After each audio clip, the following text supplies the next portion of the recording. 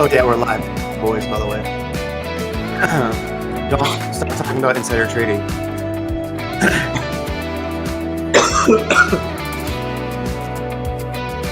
Where's everybody? Where's the comments?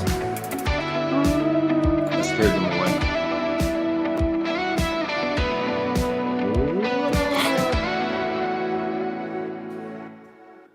And we are live. Welcome back to Real Migos number 702. We're catching up to Joe Rogan as we speak. Gentlemen, welcome back. I'm excited. In fact, I almost went to Joe Rogan last night. Somebody was going to give me tickets last minute. So How do you even know? How do I know? How do you even know that he's doing stuff? No, it was at Vulcan, I think, is where it was. Vulcan. I know, but they never announce it. I don't know. You Man, have to I don't know. Somebody that knows somebody. Yeah, I guess. So, all right, Real Migos, we're back. Ian is finally back from. Were you in the jungle? Where were you? I was ziplining through the jungle and then searching bat caves in crocodile-infested waters. It was pretty cool. The crocodile-infested waters at Costa Rica always crack me up, man. Not gonna lie. it's not. And then I saw a stingray that was taller than Kevin. Crazy. I saw one jump out of the water one time in Destin. Holy crap. Don't get canceled. I mean, all right. Yeah. So Ian's back. He was 2 weeks ago was in Vegas, then went off to Costa Rica. He's back refreshed. Missed the mountain biking, man. I was mountain biking too. Welcome back. The sky is falling. The sky is falling.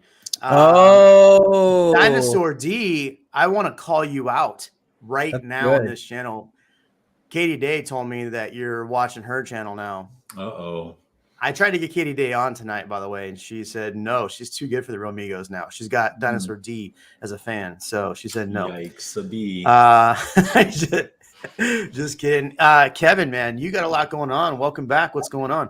Thanks, man. Just a lot of stuff going on. A lot of fun and interesting things, and going to Houston tomorrow for my arbitration hearing against Robinhood. Finally, nice. So I want to know more about that. Yeah, wish me luck. I don't know what you can tell about this arbitration, but I saw when you're on your Instagram story, I was like, "What the heck? This is the coolest thing I've ever heard." You didn't know that? I don't know who knew or didn't know that beforehand, but.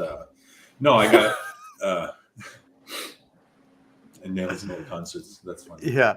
After everything happened last January, I filed a FINRA arbitration complaint against them, and just been waiting for my trial date, which is tomorrow. And what was the basis of the complaint? The basis of the complaint was that they knowingly restricted trade, and that plan to do so, and the way that it was done was done in a way that they knew was going to affect the market and knew that it was going to affect the people who have accounts there. I mean, I probably, if I were to guess, and I'm saying this because I had some really nice trades. I think the average account on Robinhood is like just a few $1,000s or something, like less than 20, right? But it got to the point where it was a lot. Like I was freaking out an amount of money. Like if the pace would have continued that day, I would have turned 40,000 into about $1 million at the end of that day. Wow! Yeah. At the pace at which it was going, who knows what would have happened? I mean, long story longer, they restricted trade on those stocks 5 minutes before the market opened. Yeah, that's crazy. So, yeah, say cheese. You're all going to Instagram. Queso blanco. The good part is I feel like I have a good case. The bad part is that a federal judge already dismissed the class action suit on the same thing. So, FINRA's different though. It doesn't take precedent. It doesn't use precedent, and it's not. While you can have lawyers involved, I'm representing my own ass. I'll tell you how that goes. And then we're in front of a panel of 3 licensed arbitrators. They're not mediators. They're arbitrators, but they're not judges. They're not. Ian, turn off your mic. They're just people in the financial community. You were getting echo. I was No, Ian was echoing, I think. No, but I was echoing through him. Yeah. Echo.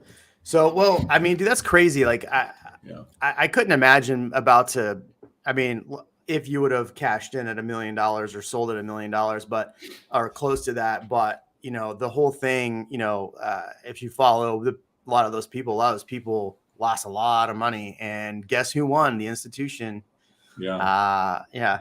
Just interesting is I watched The Big Short twice in the last week, just because I put it on and then I'm working, not paying attention to it. It's a great movie, man. Great movie. Yeah. You guys also didn't have it. I'm just going to show you because you didn't notice, but I cut off my mullet. Oh my gosh! Where did it go? Why? Explain yourself, sir. It was looking terrible, so I needed. Can't be Lord Kevin Knight. It's still here. It's just down to day one again. I had to start over again. I had to get ready for your first edition, Kevin Knight. Got it. It's been 2 years, right? So it's a long time. So it's time to clean it up. Oh my gosh! Estevan in the comments is really upset. I just want you. Oh my gosh, we just lost like 70 subscribers because of this news. Yeah. I feel like I should have put it up on ESPN or something like that, like na. Oh wait, now I just got restricted because of that. ESPN? It's World Star.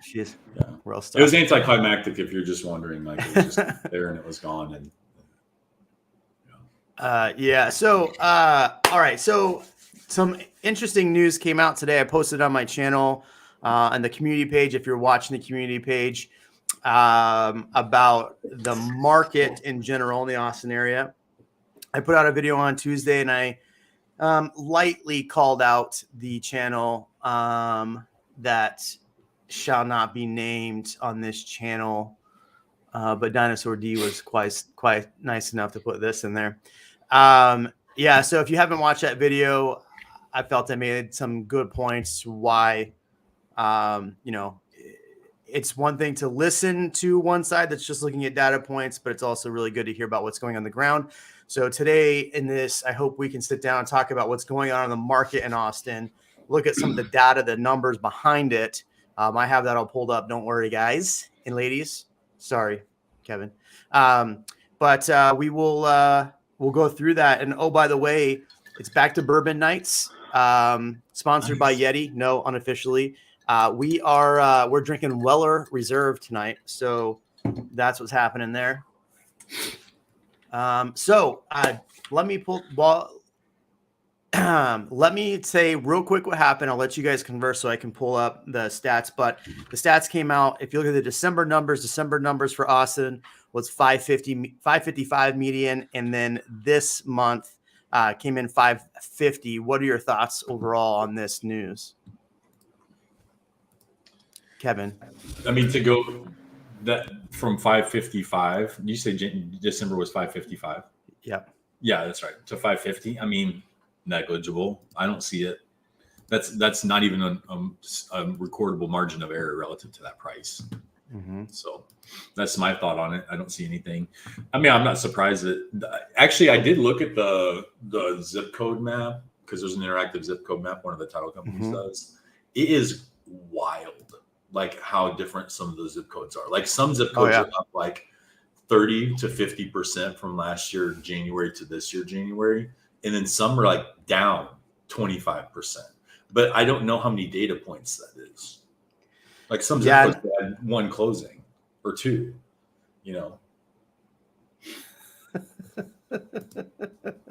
Sorry, man, that's a good one. I was literally going to say the mullet raises the level of the conversation in the channel because Katie doesn't have a mullet and she talks about nails on her channel. So, man, we've been downgraded to a Houston channel. I mean, technically, it's still here. It's just not,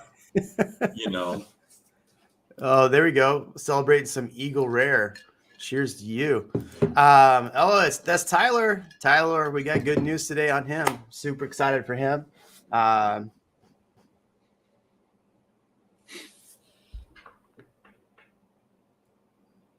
Jeremy, you're muted.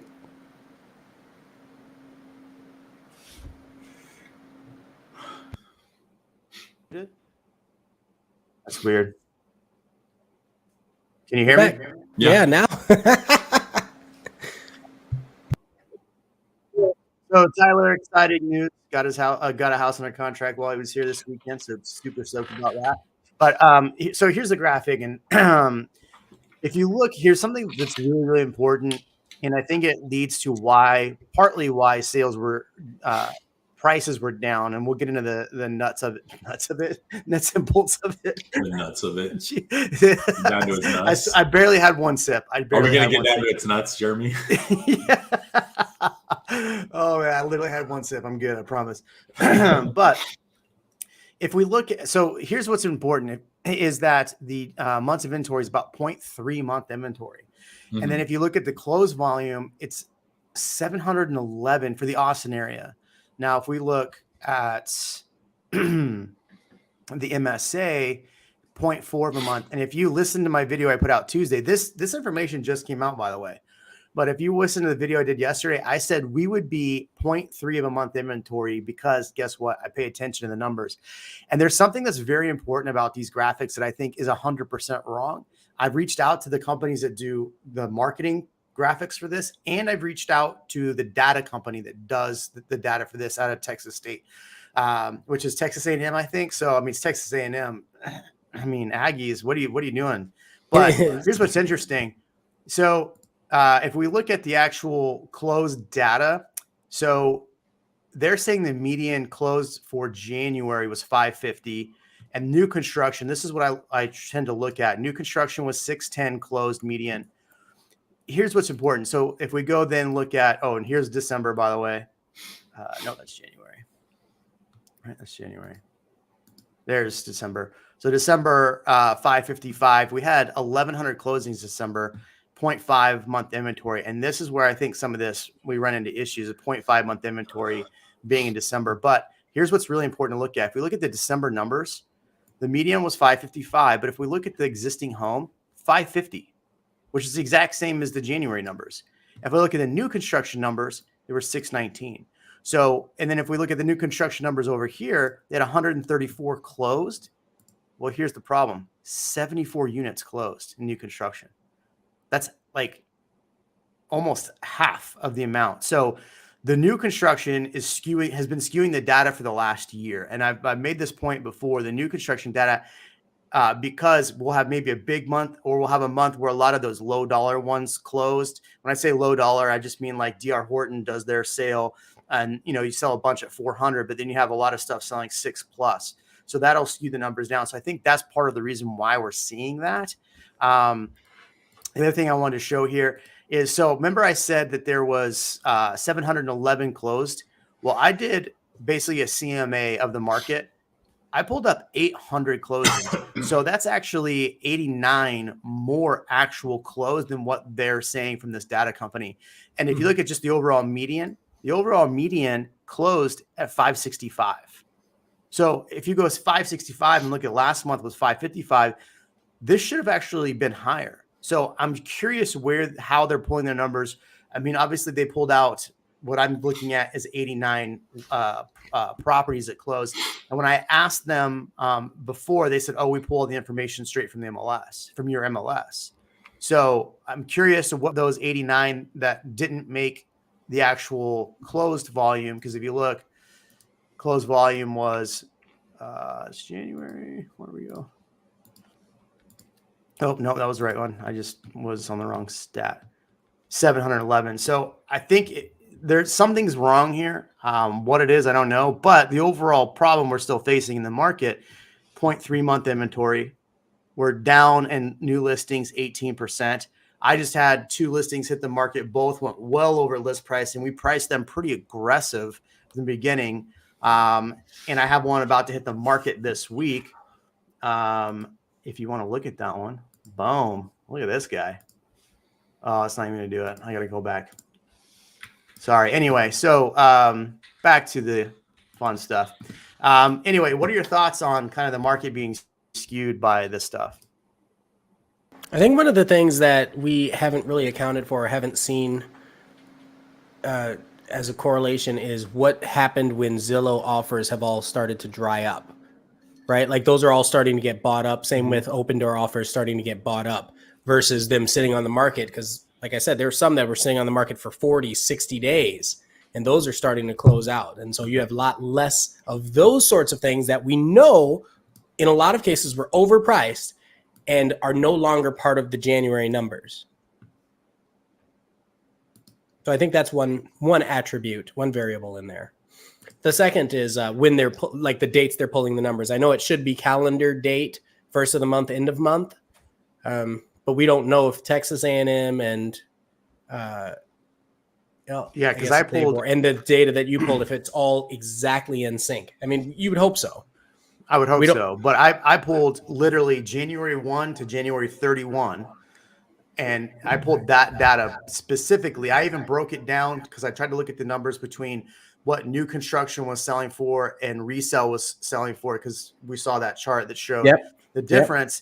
And what was interesting, and I can pull it up if you want, but the resale was identical. No, I'm sorry. The new construction price was identical, but the resale was off considerably. So I don't know if does that include ALN info? No, ALN is its own thing. Got it.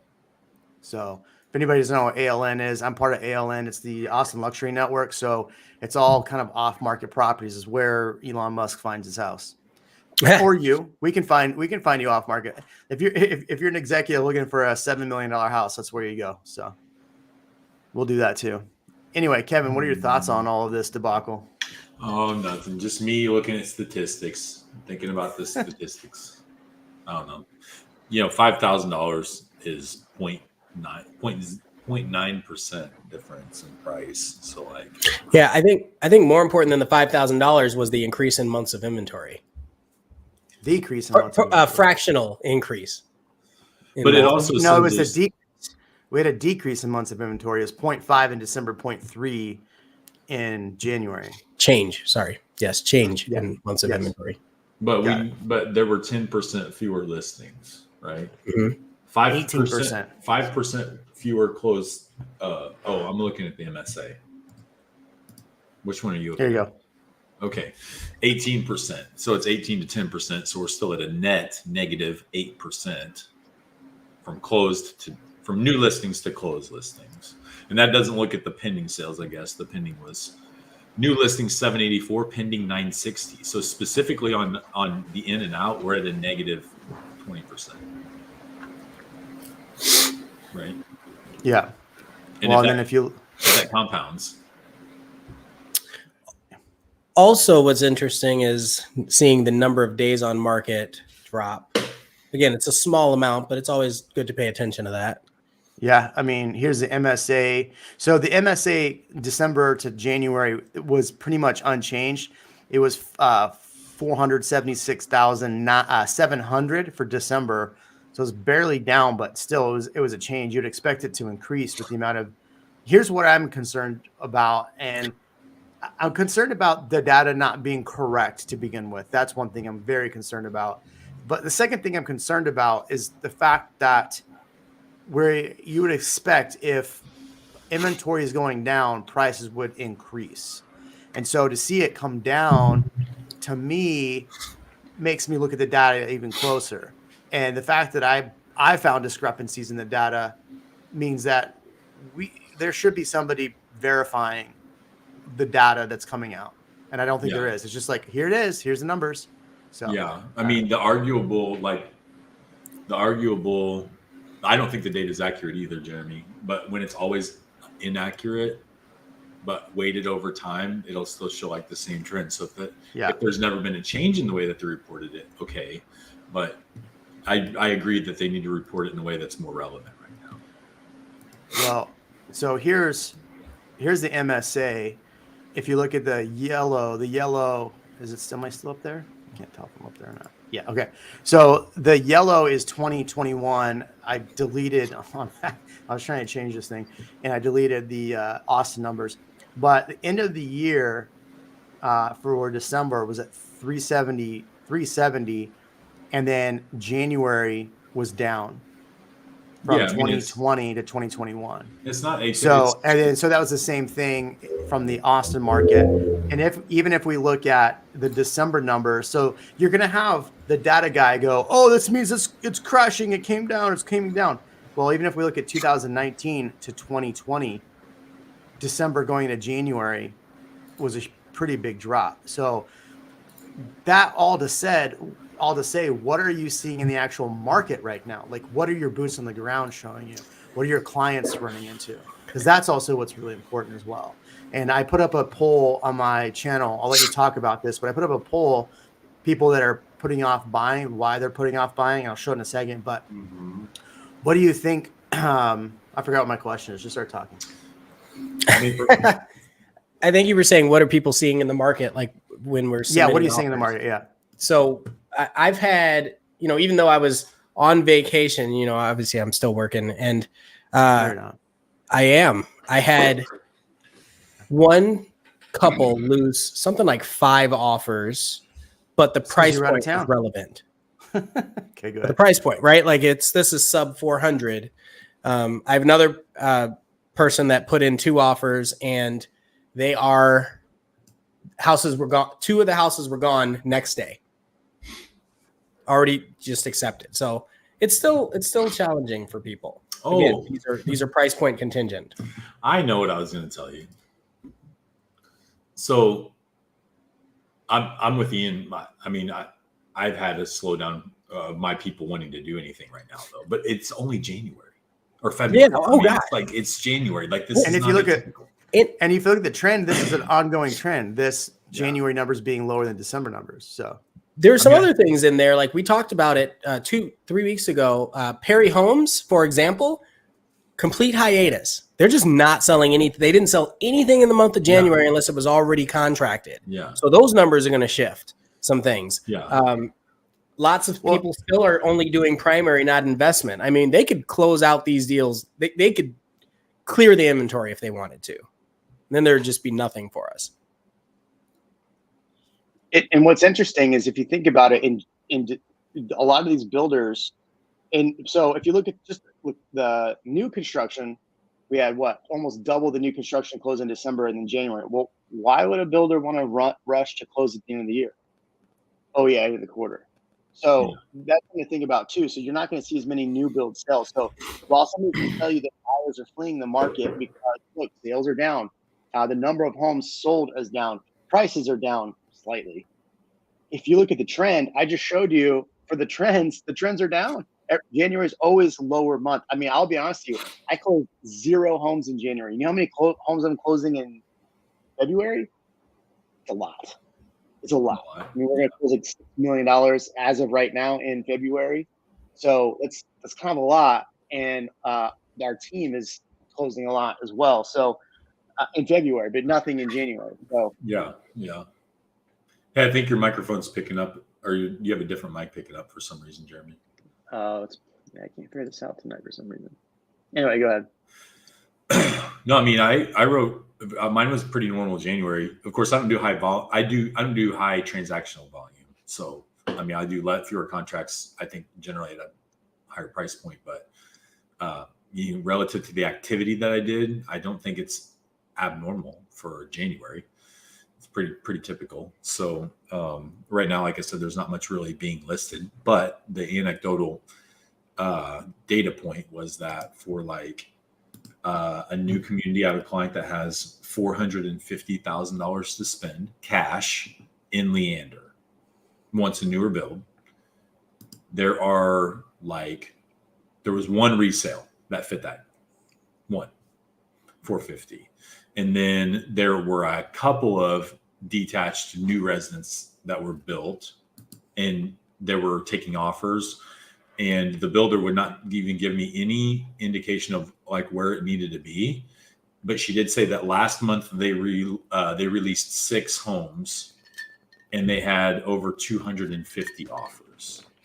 Yeah, I mean, so I put a lot of homes under contract in January, but I didn't put anything under contract in December that closed, or a lot of those builds try to close in December. Yeah, but my point is that like there's I don't care what the data, unless there's some really stark difference in everything. Like anything that's within remotely a margin of error, I don't even care. Like I'm not even analyzing it to any level, because I look at that number, I was like, it's close enough. and there's no trend there. But what I know is that a new build priced between $450,000 and $500,000 in Leander, that's very, very small, had 250 offers on 6 builds in January. And that doesn't include any investors. So, you know, you tell me. Let's talk about this doesn't include any investors for a second. I think that's a faux pas in some instances. I'll say it that way, right? Like there's people that aren't investors until their situation changes. Mm-hmm. Right. But so, yeah, I've seen a lot of that. And obviously buzzwords, people hear about things coming to Leander, they hear about Tesla, and those are 2 very, very hot locations, right? I had, I think 1 or 2 close in January, and I've got like 8 in this month. Like it went, whoo. It's like, whoa, what happened? But some of it, which is interesting, some of it was a push. Like it was supposed to close in December. Yep. Or even November, and was pushed, and it happens to be closing in February. So that sort of stuff. I mean, think about it. If a builder's trying to close out a quarter, right? Yeah. They're going to try to close in December. But if they close in January, it doesn't matter to them that they're going to close in February or January. It still closes in that quarter if you're looking at the numbers. So, I mean, and plus, like everything is getting pushed, and that was part of the point of my video about new build inventory. You know, Reventure is saying that new build inventory is going to be so high, and if you're a buyer, it's so great because you're going to see all this inventory. And I even put him saying, I don't know when that is. I don't know when that is. Like, come on, jackass. Like, if you're going to put up that freaking bold of a claim where people are going like, hey, I'm going to wait from buying because Reventure is telling me not to buy. Look, there's a lot of reasons not to buy right now, right? Like I'll show you in a second the voting on that. But if you're going to tell people not to buy and then tell them there's going to be a surge of inventory and that inventory doesn't come, you kind of look like a jackass. So it better come and it better do what he's saying, because those people are going to start going, wait a second, why did I listen to this guy? Anyway, sorry. I just got on my high horse. Don't apologize. Yeah. Well, shouldn't I call him a jackass, but why not? Whatever. I've He's not a realtor, so it doesn't matter. If I call another realtor a jackass, I can get in trouble for that. But not him. He's not a realtor. He's a guy who says he's an investor who doesn't own any real estate. He's a YouTuber. Oh, that's right. I've had investors, oh my gosh, builders tell me directly to my face. They're like, listen, if somebody doesn't buy this house in December, we're jacking it up 30,000 for January. Yep. And someone will buy it. Like, that's how confident they are, if confident is the word you want to use. The thing is, they still sell them. Welcome back, Master Jedi. We've been talking a lot of schmack about you. I don't know why I read it. Jeremy having a hair day. Like, it didn't say good or bad or just a hair day. Like, it's having a hair day, just like Kevin. Jeremy's eating hair. It's like me. I got freshened up every. Little trim. Freshened up. Trim. Anyway, so yeah, I mean, I'm seeing January was a busy month. February was an even busier month. I mean, everything that I listed had multiple offers on it. One list, actually both listings I just put on the market had at least 40 people walk through them. It's a lot of people. I mean, I'm at the point now, and I don't know if you do this, that if we're about to list, I tell people we're going to list on Thursday, plan to be out of your home by late afternoon Thursday, and don't come back till Sunday at 5. We're just going to show it for 4 days straight. That's it. That's it. Don't entertain don't say, I'll take it off the market early if you give me this much. Nothing. No. Yep. They're usually BSing anyway. Can you show Adrian Gardner's comment? Gardner. I am super curious. I've not heard this, and that would be something. What's to that? behold. I missed it. I missed the comment. Hold on. I haven't heard that either. It says homestead cap. Oh yeah, I haven't heard this. I heard that homestead cap is increasing from 10% to 20%. If you've seen that, I'd love for you to drop a link to where you saw that. Yes. I can Google search it right now, but drop a link in here. We'll look it up. But yeah, here's the crazy part about the tax thing is that the cap is for homesteads like 10% right now. They've reduced a few things, but the city's like, oh, we reduced we reduced how much we're taking on this part, but they raised the other part to 8%. So they actually didn't do anything. In fact, there's a bunch of news like, oh, the city raised is reducing this. And if you actually read the article, like every article I read was like, but we don't know if this is actually going to help. Like the problem is this year you're gonna appraise homes even higher than they were appraised last year. So just because you dropped it a fraction of a percent still means that your taxes are going to go up. I mean, I'd love for my taxes to go down. I think I pay way too much as it is. Anyway, Ian, you had something to say. That was really smart. Usually.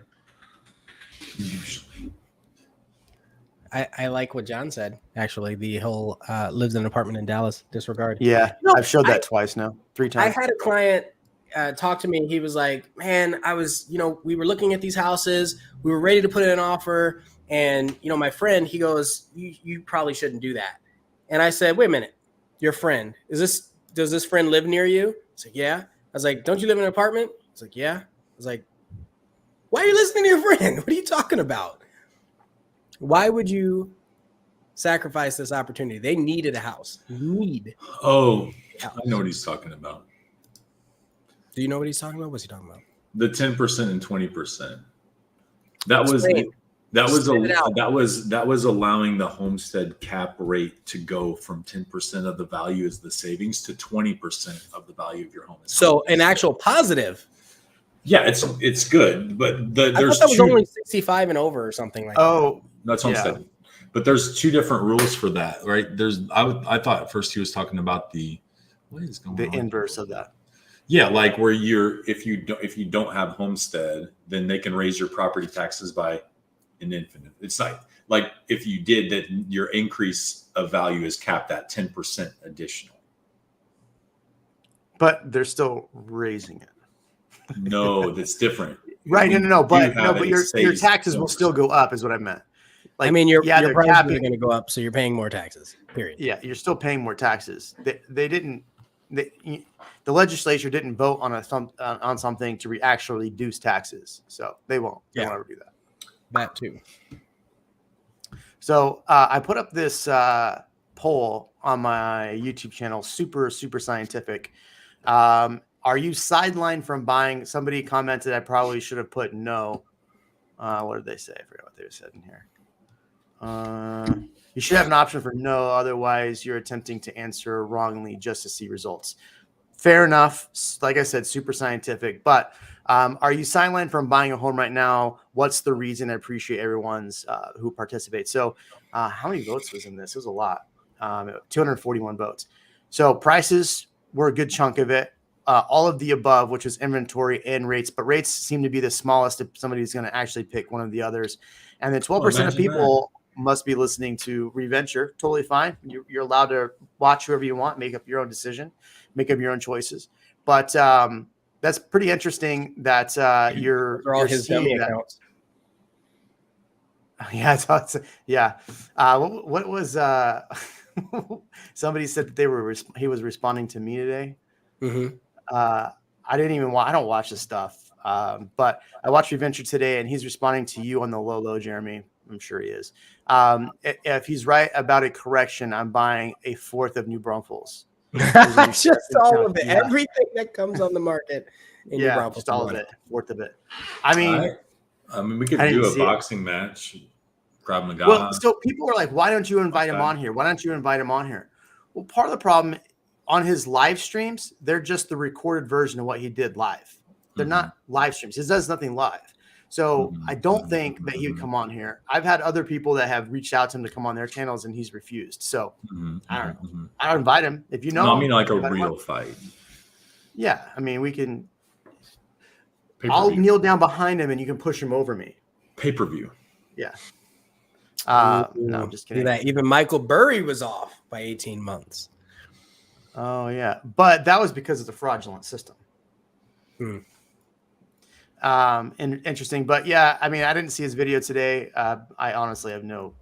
I mean, but he's saying buyers are leaving the market. But if you're basing that, I'd have to say he's probably basing that on the number of sales volume going down. But you got to look at the inventory. You got to look at the reason why. You got to look at the trends that the prices every year in January are lower than they were in December.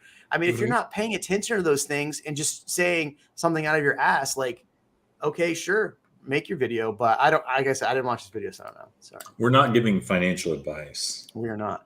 We are not Waiting to be a guest speaker on the show to discuss my unique insight on being a Bay Area to Austin to rally transplant. But Jeremy is a prude on this show, professionals only and crooked mayors. I don't know how crooked that mayor was, but fair enough. Awesome. He was a pretty nice guy.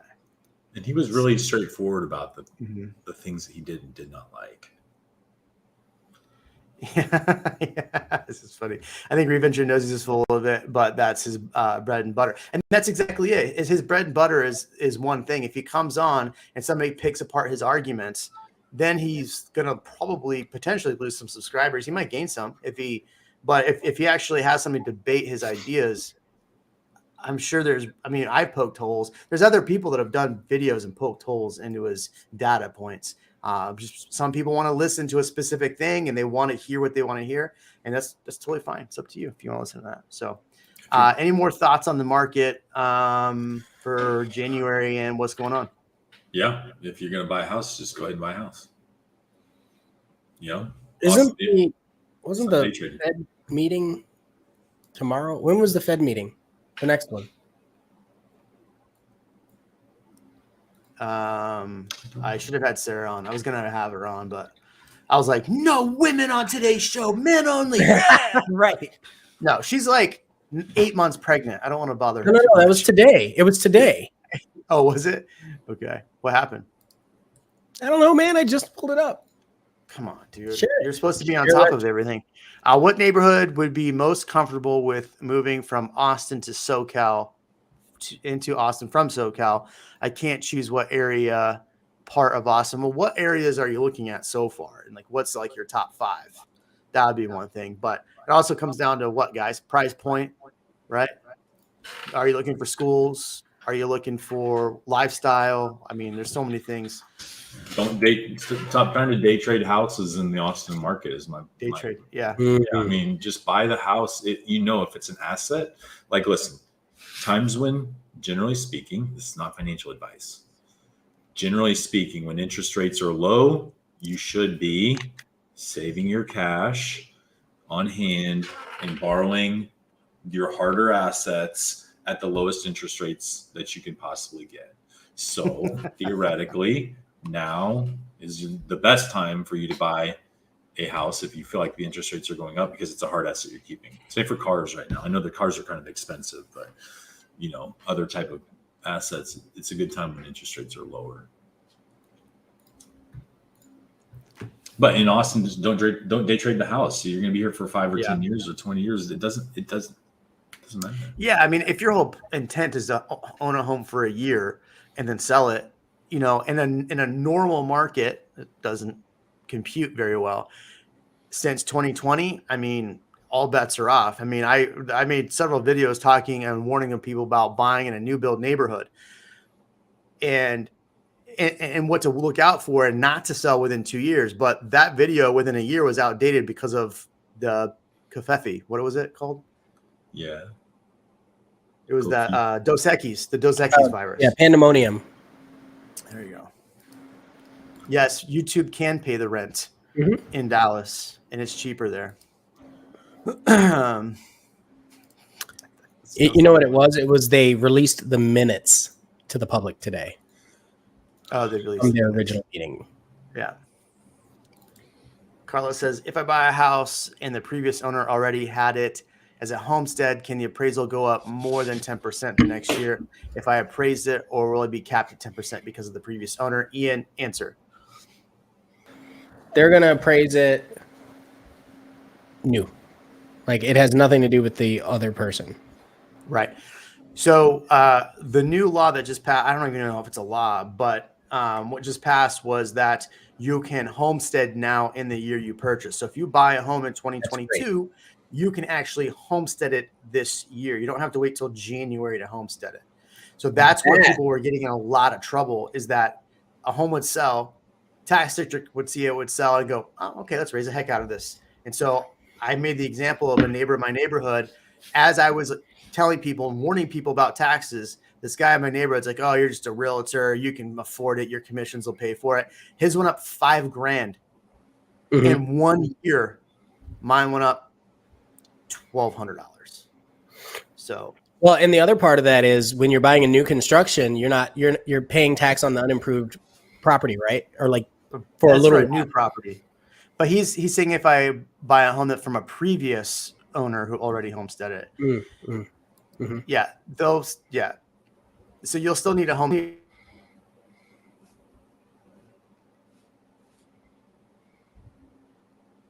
You're muted again, man. We lost you, Jerome. Spilled bourbon on the keyboard. Okay. Burp, burp, burp. In other news. So let's see. Roland says, if I buy a new construction, that tax appraises lower. It doesn't appraise lower, but what happens is the builder bought it as unimproved property and they're building. So when you get your first mortgage, let's say you bought it and you closed in October, from October to December, October until they appraise it again, you're paying a lower mortgage because the full tax or the full appraised value isn't being charged yet. So your mortgage is lower for a little while. And then the new year comes around, the city sends the appraiser, and then you get hit. I saw a bunch of data points running a commercial. I was running a commercial land CMA, and a lot of the data points that they were using, I noticed were residential sales. Yeah. And they were using because the previous land classification, they showed, in the tax record, they're just unimproved land. It's clever. Crazy? Yeah, but then here's the other deal. When I went back and looked at the public record on how much money they showed that the property changed hands for, they showed that the builder bought 156 acres in Dripping Springs for $1.25 million. That's just insanity.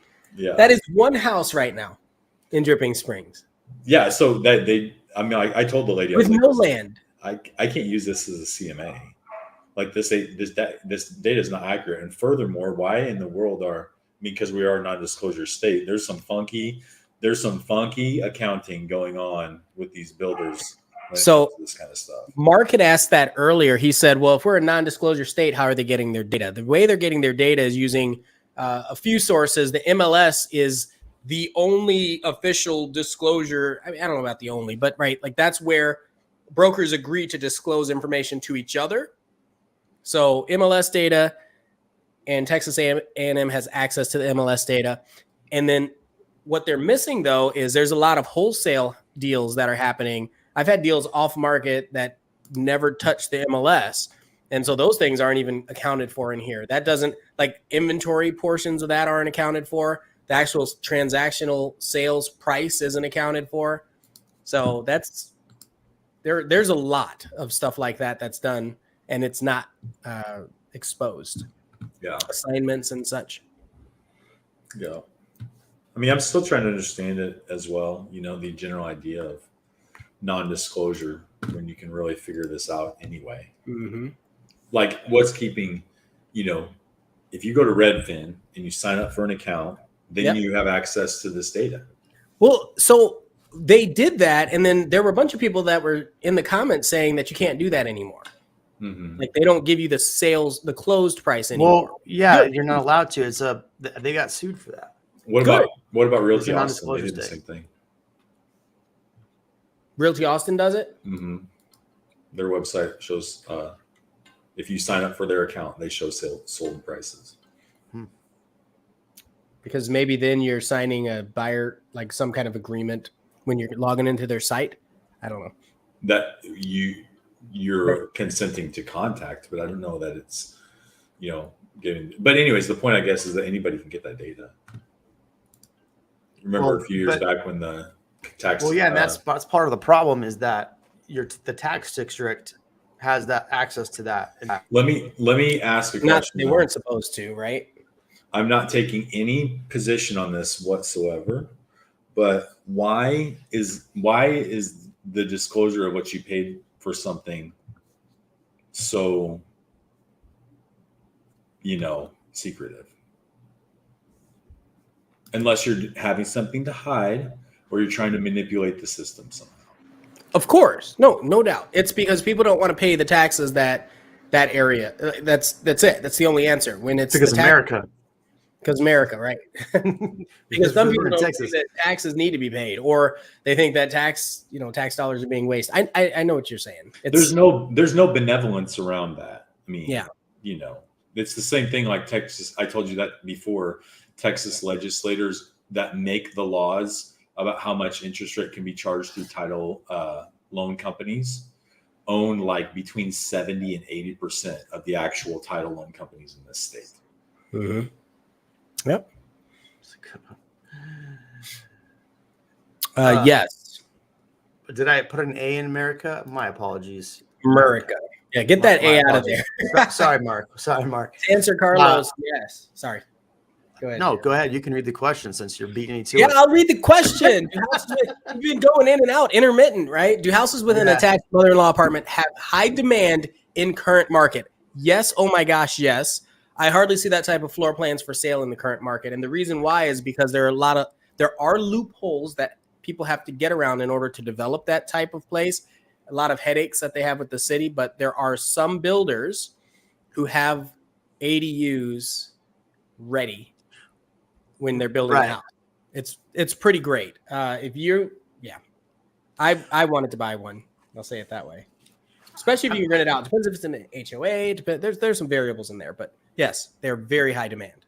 Well, I mean, if you look right now, Austin, it makes it very difficult. If you did put an ADU and you're trying to do an Airbnb, they'd make it very difficult to Airbnb stuff right now. Like, I don't even think they're actually like even allowing they're not giving Airbnb permits. Yeah. So you gotta slide into Yeah. So you have to buy a place that already had a permit in order to do that, or you have to do it the wrong way, which means you're gonna get in trouble. But you can long-term rent it. Right. But the thing that I'm trying to say beyond that is that it's not something that's been built in Texas. Dinosaur D. Taylor Morrison has a mother-in-law floor plan section in one of their builds. I just wanted to make sure that I mother-in-law floor plan. Yeah, mother-in-law. I'm just gonna. No. But he's right. Yeah, they have one of them. Yeah. But depending on the how long will it take for you to make that $80,000 in rent? Yeah. Like, really think about it. Like, that's relevant, right?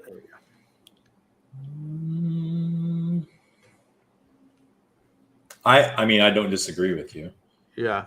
Is it the same as when I sell? Sorry. So the question is it the same as when I sell a used car I sell for $1,000? Why should tax be paid on a vehicle that taxes have been paid on 3 to 4 times? Mm-hmm. Yeah, I don't disagree. I think personal transactions should not require a sales tax because they don't have smart contracts. Boom. That's why.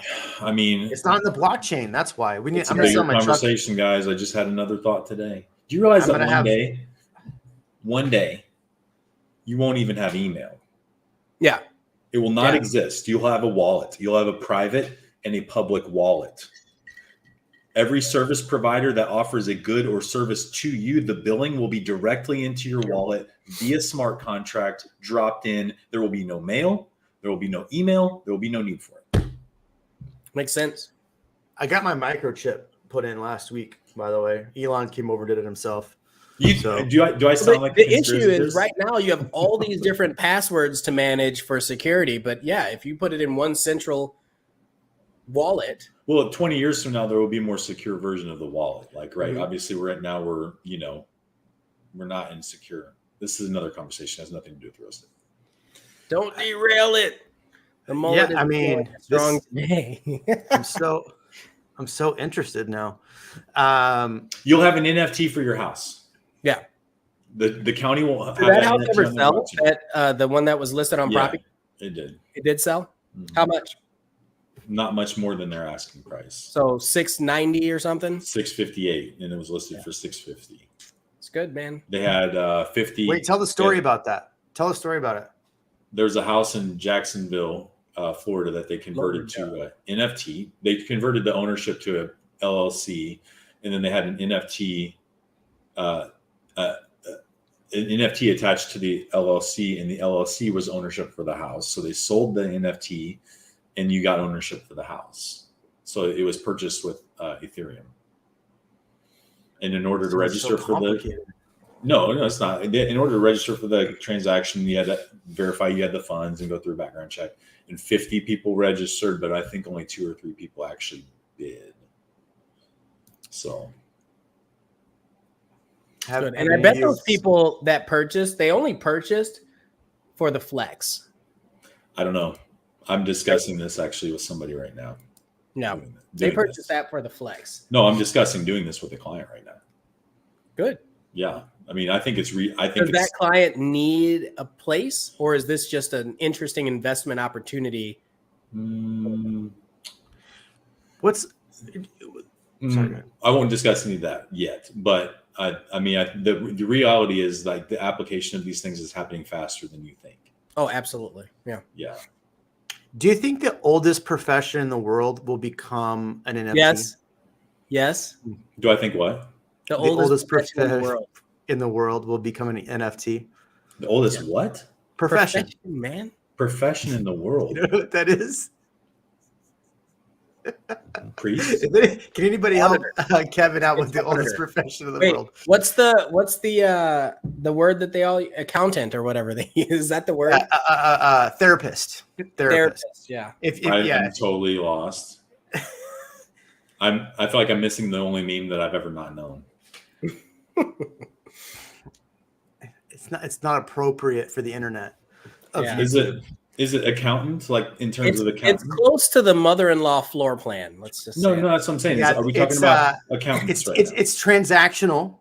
Transactional Gotcha. service. There's an entering and an exiting of it. And why are we talking about there's also is that going to be an NFT? We're talking about everything being NFTs. It'll be an NFT. Okay, so because there's a middleman that has to get paid. I don't know how I went off the rails of this. I blame the Weller. There will be an NFT attached to that, and it probably will go in your private wallet.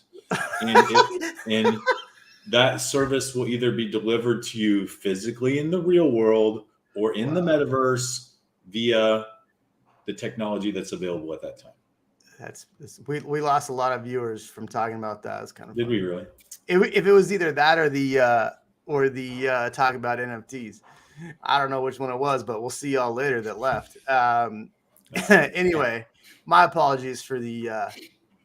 Don't apologize. Would you rather acquire 2 rental properties in Killeen? No, or 1 rental property in Gerald Temple? No. I think it depends on your strategy. Yeah, and where the properties are, but. Like Killeen has a lot of military, and if you love that vibe and you want to support your troops and you know the turnover there, and that could be an opportunity. What's option 3? But it's also way away from. Why are we restricted to these options? This to me is like that game that you play is like, would you rather cry glue or eat glass? Right? Like, do I have like the end of the world, and those are the 2 options that I'm given. Now I have to choose from those things. I'd rather buy a New Braunfels. How about that? Or eat glass. That's a meme. That's that Uno meme. Reverse card. The draw 25 meme. Have you seen that? Option 3 is Temple. No, option 2 is in Temple. I thought option. No, it was Gerald. Option 2 was Gerald. Oh, you're saying Gerald is Temple? Temple? Yeah. I don't think that. I mean, what's the budget? What are we talking about? I've had clients that have actually come out and want to look at property in Killeen, and all that area up there. It's up there because it's north of us. And every time they looked at something, it was just wasn't what they wanted. How about that? It wasn't a good fit. It wasn't a good fit. Taylor versus Gerald. I saw our friend from Orlando put out a video today. Ken Posick put out a video today saying, talking about all the retirement communities that Disney was putting out. Yes, those are, yeah. And they were talking about a bunch of them.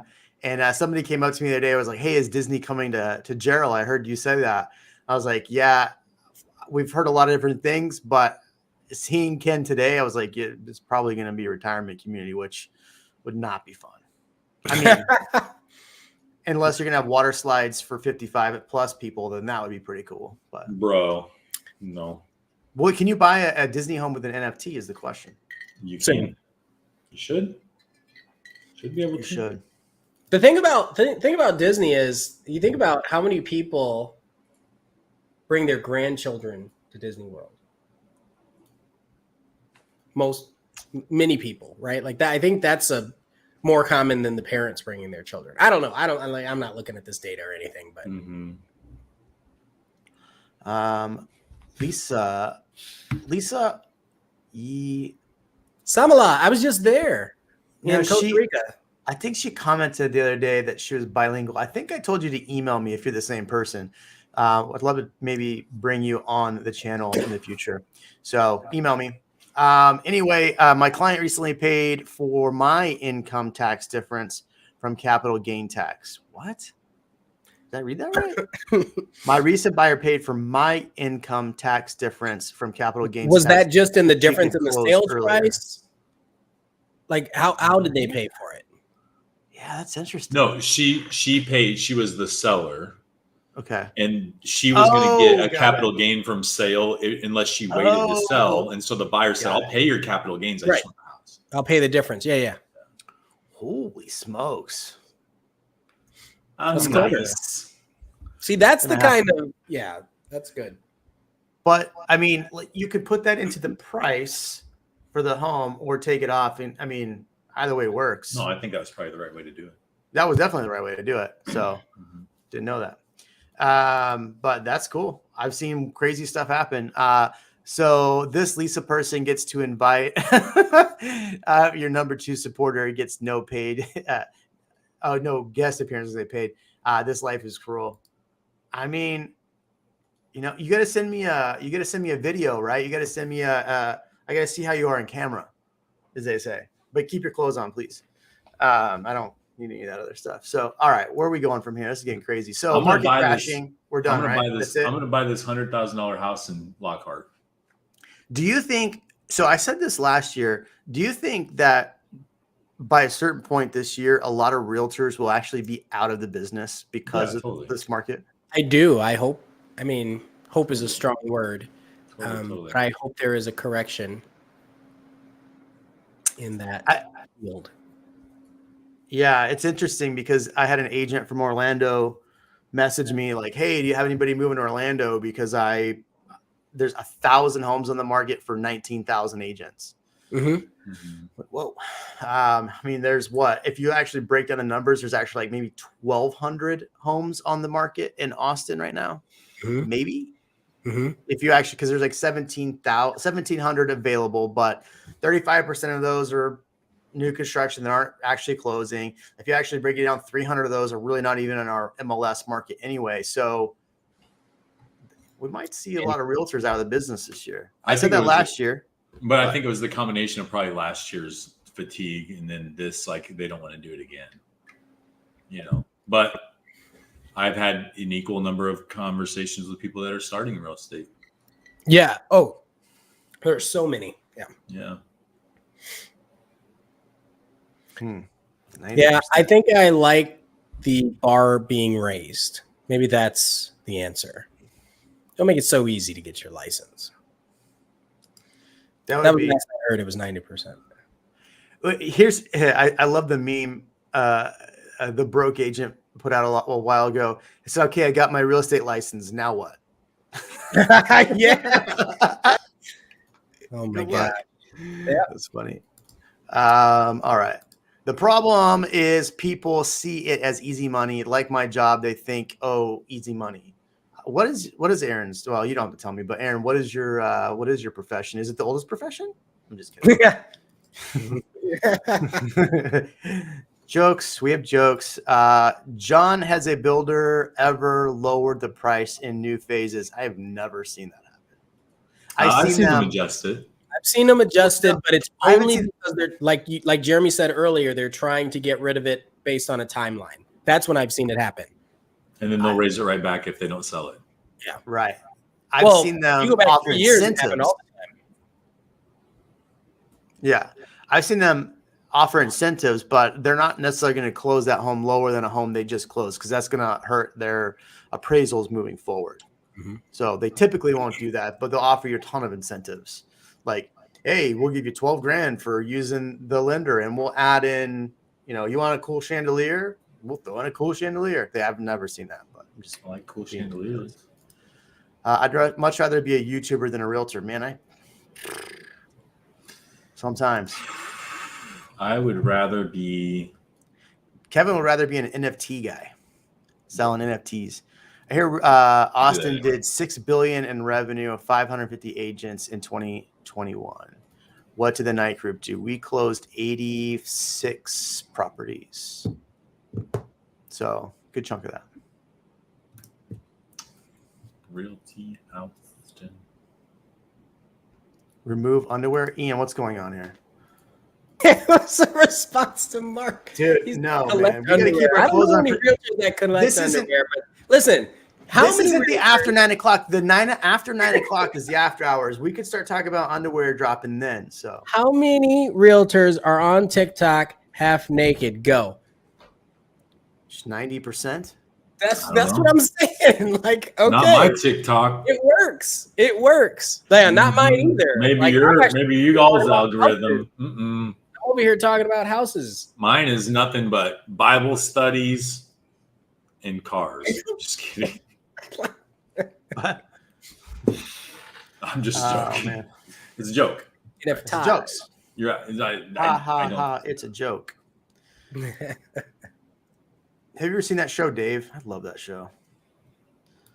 Real Migos After Dark. More bourbon. Not on YouTube. No. We stream that on Discord. Discord. Yeah, it's OnlyFans. Do we stream through OnlyFans or Fansly? Is that what it was? Fansly.com. Fansly, yeah.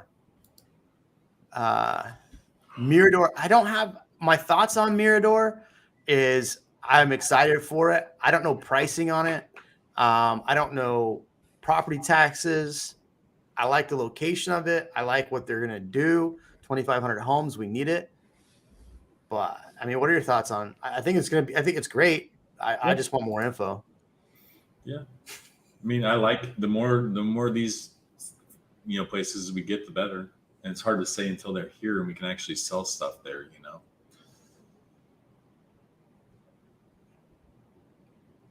Wow, that got awkward. Okay. Awkward silence. Is the rental price for homes still going up? I do not see that in my neighborhood for the past 6 months. I gotta be honest. I don't pay too much attention to the rental market. I only look at specific places when we're looking to rent something out. But have you guys seen that or paid attention to it? I mean, apartment rates are up quite a bit. Single family rates are not growing super fast. So some neighborhoods, the price from last year, there's always a lag. So like from last year, the price is going up like 30% or 40%. If you're going to buy one of those houses now, which is up probably another 20%, then you're comparing like lease rates from like a long time ago. So they're not even close. Another thing about the rents is some neighborhoods get kind of flooded when they allow investors. And so you'll actually see the amount of rental prices decrease because the supply is high. And other neighborhoods where, again, there was a situation change and there's only one house for rent in that neighborhood, they can usually, kind of write their own check and increase or inflate the rental price.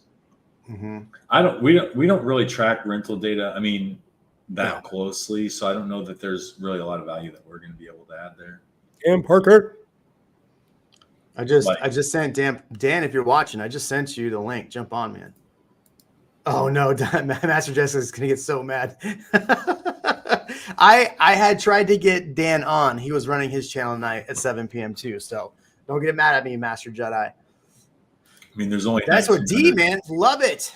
I tip to get nudes. Yes. Not to me. Oh man. Not for $20. I know. Yeah. Well, I feel like I don't know. I've never been on the site, so I don't know how it works. Is that how it works? You tip $20 and then you get to see stuff? No, I don't. I mean, it depends on the person, I guess. Let's see. Let 20 me see if there's bucks. something I can show him for that.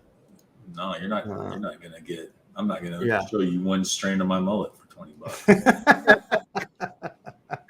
Oh man, it's funny. Oh, Dan Parker's jumping on, folks. Dan Parker in the house. Look at Leander Rentals. All right. Okay. We're shifting gears slightly. Everybody.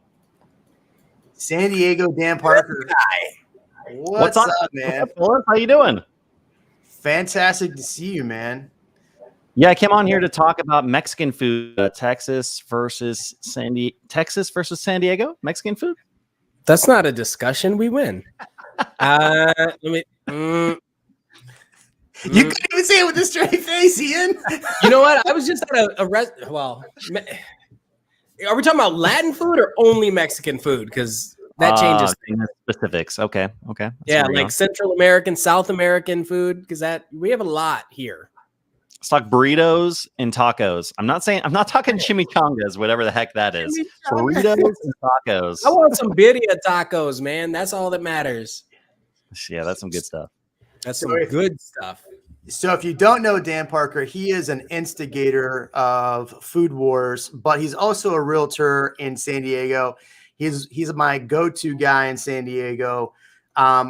Real quick, Dan, what are you seeing in the San Diego market? Is everybody leaving San Diego and coming to Austin? No, I actually just helped some people come back from Austin that live in San Diego, if you can believe it. Actually, I've helped 2 people in the last couple of months move from Austin to San Diego. No, San Diego market's hot, man. It's really, really, really tough as a buyer right now. I felt like this time last year was the toughest market that I would see for buyers in my market. It kind of mellowed out throughout the second half of last year. And then all of a sudden, inventory is down like crazy. They said they were going to raise the Fed rates. And now it's even tougher than it was this time last year to be a buyer here. So it's tough. It's tough. So you missed the first half. We talked about, we're about 0.3 month for January of inventory. Man, I'm curious to see what February does. I would imagine it's going to be probably potentially lower than 0.3 month inventory. What are you seeing as far as your month of inventory in San Diego? Yeah, so I have my stats up right now. So this time last year, we were 1.3 months of inventory, and right now we are 0.6 months of inventory. Wow. So about half. Wow. Mm-hmm. Yep. Wow, that's interesting. Yeah, I mean, people can work remote now, so they can be anywhere, right? Like we've historically haven't had a lot of high-paying jobs in San Diego. We're finally starting to get some good tech jobs down here, and now people can work remote, so they're moving here. Dan, do you see a trend from people moving from Austin back to California? Do you see that becoming a rising trend, or do you think that will become a rising trend? I know you hope it will. I don't know. It's very anecdotal, right? Like I had 2 clients that I worked with, so I don't know that I would see it as a trend. I mean, you guys tell me. I feel like Austin's changed a lot in the last 2 years. Yeah, more like California, from what I hear. Well, I would say if you step back and go I've been here 10 years, and I would say it has changed a lot in those 8 years. And then the last 2 years is 100% different. What's funny is I complained about masks. You missed it, Ian. I complained about kids wearing masks in schools in Austin. You would not believe how many people actually emailed me or reached out to me to say thank you for bringing this up, because no one's talking about it. But I feel like a lot of people moved from California over the what did we call it? The Pandemonium. The Dos Equis virus. Pandemic. Yeah. Did you I like that. What did you call that? Pandemic, man. It's funny. No, you can't say that. We just got demonetized. I got a YouTube strike. You can't say that. Yeah, I'm sorry. I made him. I'm just kidding. It's funny. It's a joke. This is an educational channel. Yeah, YouTube doesn't like listening. This is an entertainment channel. Yeah. It's funny. I just saw this question, Mark. Lakefront and Lake Travis, 4 million now. I actually had the Bloomberg reporter call me yesterday and ask me a bunch of questions about luxury. And there's a couple different articles that came out about luxury. Did you know in Austin, we had more luxury homes sell last year in Austin than we did in Dallas, which is a much bigger city? The baseline for luxury. It's a 10. This was article is 10 million plus. Wow. So more 10 million plus homes sold in Austin. And where was that concentrated at? Yeah, I'd have to pull up the article, but my girl, I think Michelle put out that article. But Dan, are you closing a lot of $10 million homes in San Diego? No, I'm not closing a lot of $10 million homes. I'm closing a lot of $1 million homes, though. I'll tell you that. $1 million to $3 million is a very hot price point right now. So this is a good opportunity to compare Austin to San Diego because I've done that on the channel before. Austin definitely is better than San Diego. We can say that without a doubt. But price-wise, what's the median price in San Diego right now? Yeah, so median price detached property is creeping up on $900,000, and median price attached property is right around $600,000. Yeah. Okay, here's the next question. How long do you think before Austin's median price hits 900,000? What is that right now? What did you say? It's 555. 550 is the median. Yeah. And like 2 years ago, what was it? 340 or something? Yeah, I can pull this out. But here's the craziest part about it is that I had a client that was out this last week looking for homes up to 900, and everything between 7 and 9, even 6 to 9, was like either under contract, multiple offers. It was crazy. We finally found one that just kind of slipped through the cracks, and we put it under contract. But I'm telling you, 700 to 1.3 million is tough in Austin. Just even that price point. Yeah. Are you seeing a lot of multiple offers on like let's say somebody's like, my budget's 1.3 in Carlsbad, right? Because you're in North County, right? Mm-hmm. Okay. So Carlsbad, 1.3 million, whatever that gets you. Are you still seeing a lot of multiple offers there in that market? Yeah. If a $1.3 million property is priced right, if us as real estate agents are like, yeah, that's priced right, it's going to go for 1.4 to 1.5. I mean, it's just, it's tough. The last offer I got bid out on, we went 250,000 over asking, and we got bid out by an offer that was 350,000 over asking with no contingencies. I mean, just crazy. That is crazy. That is crazy. Wow. Kevin, are you going to be buying a $1.3 million house with no contingencies in Austin? He's gone. He's just here for his mullet, and he chop that off. I do like the backdrop, though. That thing is sick. I couldn't unmute. No, I'm not. He likes golf balls. He's a big golf ball guy. I'm on the inside. I'm on the inside of the Epcot Center, and I am also 43 feet tall. Yeah, he's a big fan of Ken's channel. He loves Ken Posey. Sure, very nice. I like it. So, good segue question, or just circling back. Ken Alvarado said, meaning a lot of Californians would be heading back once the mask situation goes away. Do you think that? I mean, you can answer this question however you want, but do you think a lot of people moved out of California for, restrictions and things? Do you think those people will be moving back too? It's being where you are. I mean, I think that the headlines for people leaving California were blown out of proportion. There was, what was it? 2 years ago was the first year that our population declined, is kind of what the headlines were. The reality is it was not by very much. And most of the people leaving were in San Francisco and LA. Mm-hmm. So what I'm seeing here in San Diego is very different. We are a blue state. There's no question about that. But I would say San Diego specifically is more of a middle ground. And you can be on the right, you can be on the left. So no, I mean, as far as my experience, I haven't seen a lot of people leaving because of that. I know some people have, and some people are. I'm not going to say it doesn't happen. I think most people that left San Diego left for financial reasons. They want to own a home. They're looking at the home prices here, and they're like, home prices went up 20% last year. How can I ever afford a home when they're making $100,000, $150,000 a year? I mean, they literally are saying, I can't save enough money fast enough to ever be able to own a home. So I'm going to go to Arizona. I'm going to go to Austin. I'm going to go to Bozeman, Montana. I'm going to go to Boise, Idaho. And those are the places that people are looking. Yeah. Literally spend half and buy a house in Austin. And then some people just follow Joe Rogan. Price. And now you can buy one. Yeah. How do we give somebody $20 for their comment? Because this comment was gold. Alan, Texas was the Black Friday safe sell for wealthy Californians. That is actually very funny. I appreciate that. You know what's funny is every market has that though, where they're like, all right, well, it's just these rich people from X that are moving here. San Diego, we're not even top 10 most expensive cities in California. And we're saying, oh, it's just these rich people from Silicon Valley that are coming down. So it's funny how it's kind of the same messaging wherever you go. Or they're blaming it on someone else from a different area. Yeah, I mean, you can blame it on, you can blame not having affordable homes on BlackRock. You can blame it on people moving here. There's so many things you can blame it on. Problem with continuing to blame it on something and not taking action is a problem. And I think, the city of Austin has not done anything they talk about affordable. I just, blah, blah, blah, affordable housing, blah, blah, blah. We need to make, blah, blah, blah, blah, blah. That's all I hear. Like nothing happens. So, I don't know, man. There aren't very many tents on the street right now. Drive through 78704. No. I'm saying, but comparatively, you go back right. Everybody's been shoved off into parks.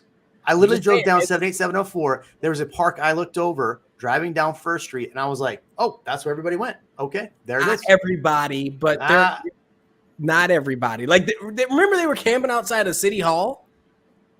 That was I took a client who bought almost $2 million house to Perry's Steakhouse, which I think it was Perry's, is right across the street. Right is. And he was like, "What is going on?" You had Anyway, so we don't have to keep going down that one, but my point is, it's not like that anymore. It's not as bad. No, I will agree, but those people did get. So do you feel that Austin is getting so expensive that the rate of people coming here slows down? Great question. What about the tech workers coming here for cheap houses that are not cheap anymore and home taxes? Since Dan is the purveyor of all knowledge of Austin, what do you think, Dan? Thank you for saying that, because that's exactly what I was thinking coming into this last minute. The rate of people slows down. I don't know. I probably have the same sense of Austin that you guys have of California, that I feel like I'm hearing that people are getting fed up of what's going on in Austin and they're leaving Austin. And so I mean, I don't know. That's the perception that I get from over here in California. I would say if you're renting in Austin and you can't afford, you're moving and getting a rental downtown Dallas. Everybody just got that joke. Sorry, Dan. We'll talk about it later. Anyway, I think the exodus of people moving, I think, I do hear from people that are priced out. They can't afford it like they used to. And Chevin and Ian, you can chime in here, so I'm not the only one. But are you hearing this from people that they're done and they're moving somewhere else? No. I have very few people. I do have a handful of clients that are like, I will never be able to buy a house. I do have people saying that, but I haven't had anybody. I'm trying to think. I can't think of anybody who left California specifically, came here and said that they wanted to go back. Or said that they will go back. Not that they didn't want to, but that they will. Because I feel like it's a lot of it, like Dan said earlier, is they might say it's for one reason, but it's all under the guise. It's under the guise of that reason, but it's really like financially driven.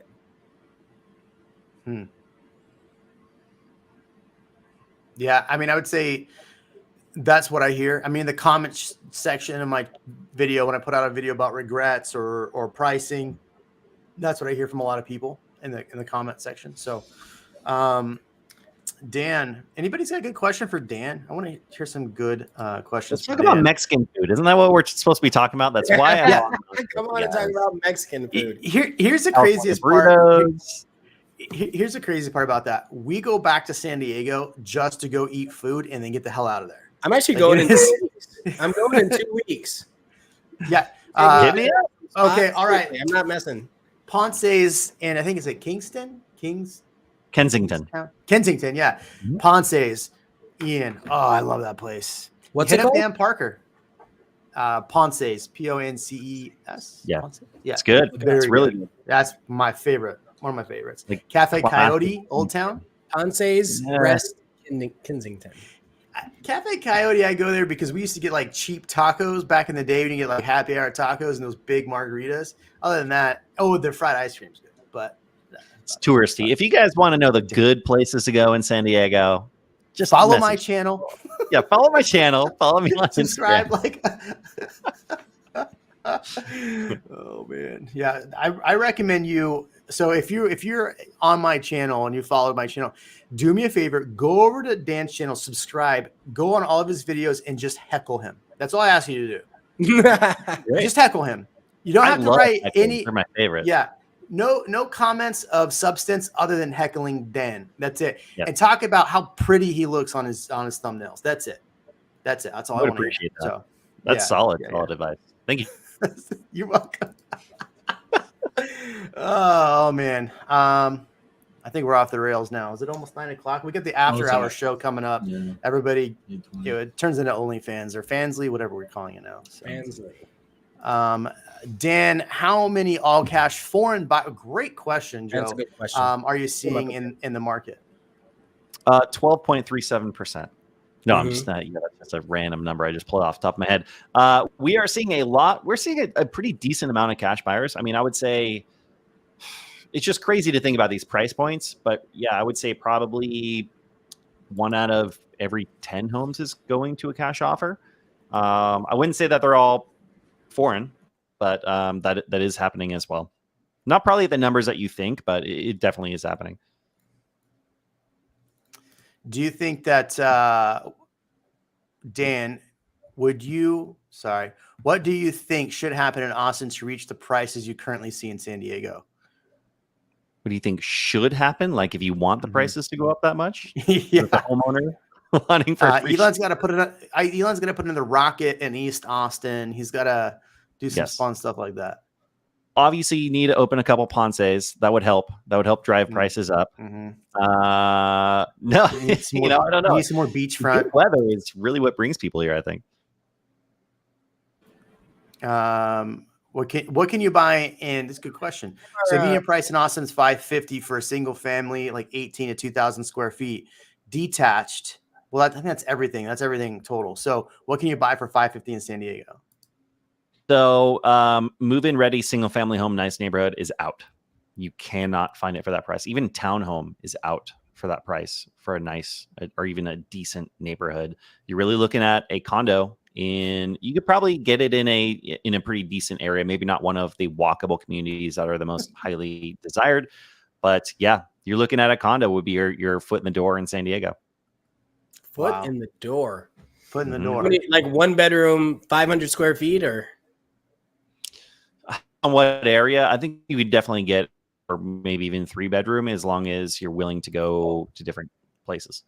it's not too bad. What are That's great. so that condo? What would be the condo association fees? That's the question. So that's another thing that you would definitely have to consider as well. Hmm.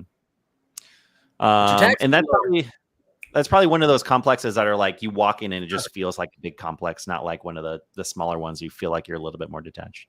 Mm-hmm.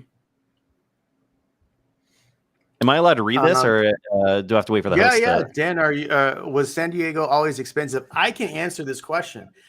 I bought a home in San Diego for $350 in 2009, and it was a 2,400 square foot 2-story down in Otay Ranch, right next to that big mall down there. Dan, I was your neighbor from the south. So no, but were these prices you're seeing? Let's preface this question. 2020, were these prices what you're seeing now? I mean, they definitely weren't. We're talking 35% difference in the last 2 years. But yeah, like I was saying earlier, historically, we haven't had a lot of really high paying jobs in San Diego. So that's kind of been one of the limiting factors. Back in, right before the market crash last time, there was this oversupply of homes. There were a lot of homes being built, and that really just kind of dropped off the map when the market crashed, and it hasn't picked up since. So, for example, like, supply and demand, you have a lot of people wanting homes, not a lot of homes. They say we need about 350,000 more homes in San Diego County by 2025 to meet up with current demand.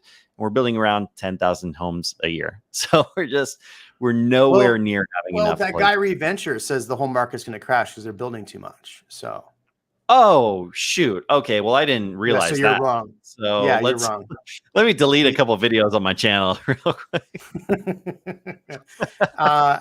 So as far as San Diego getting more tech jobs, Celltech's moving to Georgetown, which is not San Diego. So we're going to have to put in a call to Ponce's and have them actually bring something out here, because that is the most disappointing thing about Austin, in my opinion. I can hook you up with some people at Ponce's for sure. I got to come visit you, man. It's been a while since I've been to San Diego. You do. It's going to be good when you do it too. I didn't see how this went. So, Kevin, jump in, dude. Ian, what's going on over here?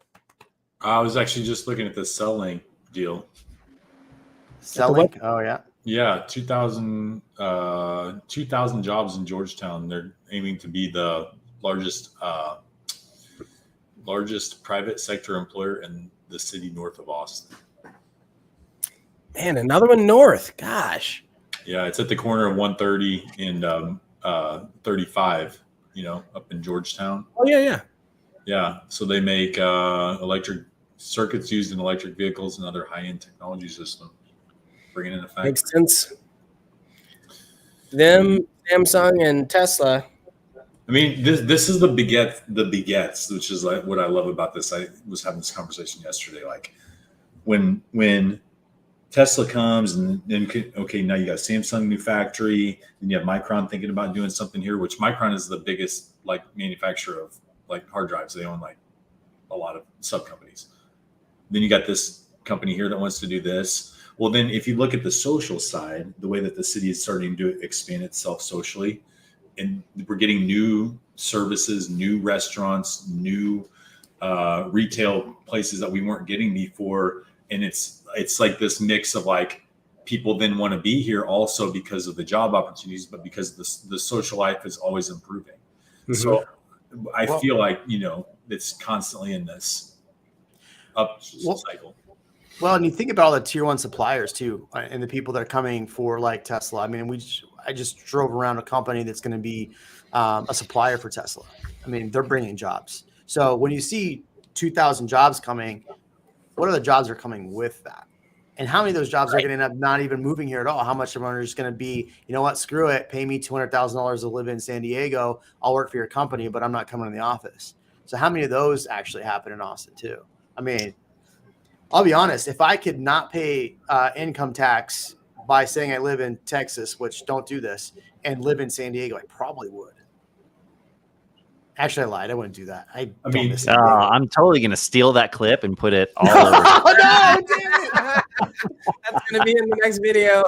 I just don't miss, the traffic sucks here. I get that, but I just don't miss driving in San Diego traffic. I just don't miss how rude the people are. Minus Dan, he's North County. But I mean, geez, I just don't miss, once I say that and I think about it, every time I fly into San Diego, legit, I have all my tacos, I have all my food, go look at Coronado, follow everything that Dan said to do in Coronado on his video. And then I'm like, all right, I'm good. I saw it. I did it. Okay, cool. I'm out. I'm going back to Austin. And then I lay in my bed and look at my pool. To each their own, my friend. Yeah. I don't know. Kevin, do you miss San Diego? No. I've never been. I do like California. I was going to say La Jolla. It's beautiful. Yeah. PCH is beautiful. Driving up in and all that. But yeah, food's good. Food is phenomenal. All different types of cuisines. There's some really good food. I ate way too much. And I'm going to do it again in 2 weeks. I'm hitting you up. I'm not kidding. You definitely better hit me up for sure.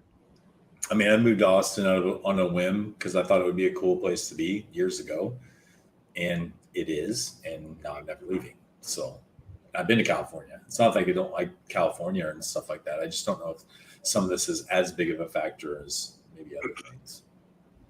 I agree with John right here. Austin is just getting started. The trajectory is continually going up for many years, at least 30 years. I'm paraphrasing. It will be a destination similar to the other desirable cities in the U.S. Yes, one day we will be as large as Houston, Dallas, San Diego, Los Angeles. One day.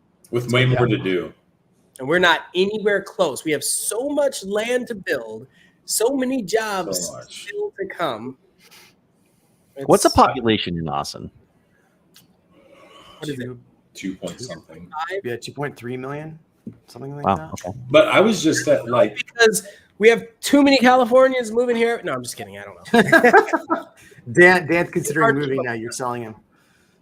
Ian's right. There's so many good parcels of land like so close to the city. Yeah. I mean, I live literally like 16 minutes to downtown, and on the other side of the road is cows. Yeah. Right. Still ready to go. Ready to build. And until that's the case, we're in arguably the best city in the country. I don't know. If you're here, then you might believe it too.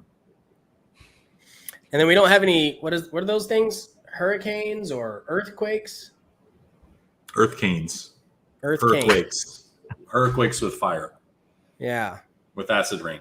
Yeah, I don't want lava to shoot up in the middle of the Tsunami. day.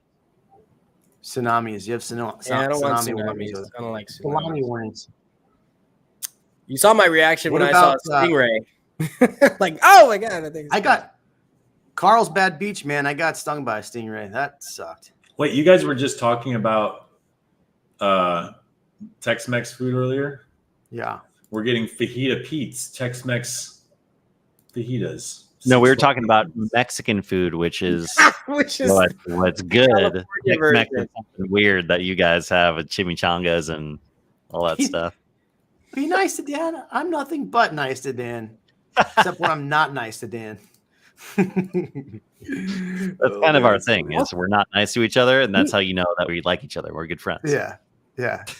When It's- I brought it's up funny another thing about like Go ahead. Central American food, like I went to a restaurant on 6th Street that was from Paraguay. And I was like, "Where's that?" Like I had no clue where that was. It's next to And Uruguay. Say it again. Yeah, right. Absolutely. That's what I was like, I was just right by there. Delicious, phenomenal food. Not Mexican food, not Tex-Mex, but we have Ethiopian food. We have so much variety here. It's In not Austin? saturated by just Mexican food In Austin. in Austin, right? By the way, I looked it up. 2.176 million in the metro, only less than a million in Austin. 956,000 in Austin. So that's actually pretty close to San Diego. We're like 1.5 in the city of San Diego and 3.3 in San Diego County, which, as I found out, is more populous than like 22 states. The whole state of Montana has about 1 million residents, which is Isn't that just crazy? wow. And you're not even the biggest city in California. Yeah, Or sorry, that's not right. in the top 10 is what you said. Yeah. Well, most expensive. Oh, most expensive. Gotcha. So here's a John, bless you, my friend. California burrito. This is what just drives me crazy about living in Austin is that tacos are good. They're serviceable. Some might argue that San Antonio has better tacos at Tim Macy. If you're watching, which Tim is or not. Trey or whoever. Yeah, or Trey. Oh, Trey. Yeah, Trey. But here's the deal. What the heck is wrong with Texas where you can't have burritos? Like, I have a burrito and they put lettuce in it, Dan. Dan, every time I get a burrito, there's lettuce in it. Why are you putting lettuce in a burrito? It makes no sense. That's not a burrito. That's a salad. My favorite is when they wrap it with tinfoil, so you have to like unwrap it one little strip at a time. Can you not figure out how to wrap a burrito? Like, come on, it can't be that hard. Yeah, it's got to be that like paper wax stuff. You know, it's going to put it in that, not tinfoil. I'm not. Yeah. I'm not Kevin. I'm not a conspiracy theorist. I am. I Hey, remember I got one in San Diego. I think it was San Diego, and it was like this thick, and not was it? That's what It she was said. a burrito, but then inside was a different type of burrito. I was like, what is? Oh, this is that thing? wrestling place? What's the name of that name of that wrestling place? Is that where they do that at? Lucha Yeah. Libre. Yeah, there you go. Ooh. Lucha Libre. Yeah. I don't know. Hey, if I it's got that, but I got to Good. dip, Jeremy. I'm sorry. All I right, have to man. go dip. I have to go sleep. I have to leave at 5 o'clock tomorrow morning. So You're good, man. serviceable All right. taco. Yeah, What- I'm what's at the end going of my time too, but I appreciate you guys letting me on. That was fun. All right, man. Well, I guess that's it. Dan's ready to go. Yeah, what the heck? I mean, I was eating a lettuce wrap, not a burrito. All right, everybody. Make sure you go subscribe to Dan's channel. Make sure you drop more comments below after the roll, and we will see you next week. Make sure you also drop comments on what you want to hear on the channel and ask all those fun questions about neighborhoods. Maybe we'll get around to that someday too. All right.